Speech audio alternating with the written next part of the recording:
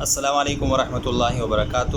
آج کے جو کلمات ہیں یہ خصوصاً ان لوگوں کے لیے ہیں جو کسی لا علاج بیماری میں مبتلا ہیں، کینسر میں یا کسی ایسی بیماری میں مبتلا ہیں جس کی وجہ سے وہ مایوس ہو چکے ہیں۔ تو یہ وہ کلمات ہے کہ جب حضور صلی اللہ علیہ وسلم بیمار ہوتے تھے تو جبریل علیہ السلام آ کر ان کلمات کے ذریعے آپ صلی اللہ علیہ وسلم کو دم کرتے تھے اور آپ صلی اللہ علیہ وسلم کو اس کی برکت سے شفا ملتی۔ تو اگر کوئی شخص لا علاج بیماری میں مبتلا ہے، آپ خود ہیں یا آپ کا کوئی رشتہ دار ہے، تو ان کلمات کو آپ یقین کے ساتھ پڑھ کر اس کو دم کریں اور اس عمل کو دہراتے رہیں، صبح شام اس کو دم کرتے رہیں۔ حدیث میں کوئی ایسی تعداد نہیں آئی ہے کہ آپ اتنی مرتبہ اس کو دم کریں تو یہ صحیح ہو جائے گا۔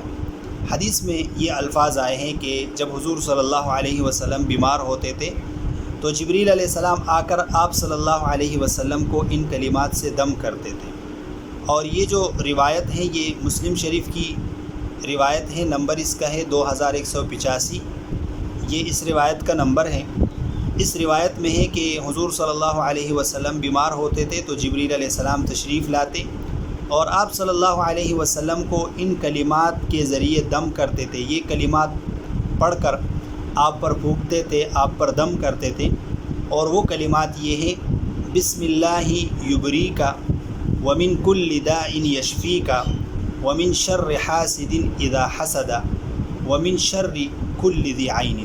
تو اگر آپ بیمار ہیں یا آپ کا کوئی رشتہ دار بیمار ہے تو اس دعا کو آپ اس پر دم کریں، انشاءاللہ اللہ تعالیٰ اس کو شفا دیں گے۔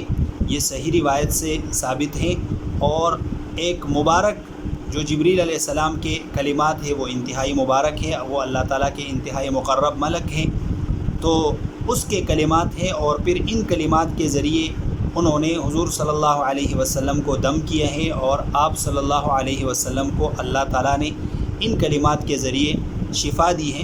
تو آپ بھی ان کلمات کو یقین کے ساتھ پڑھیں گے تو اللہ تعالیٰ آپ کو شفا دیں گے۔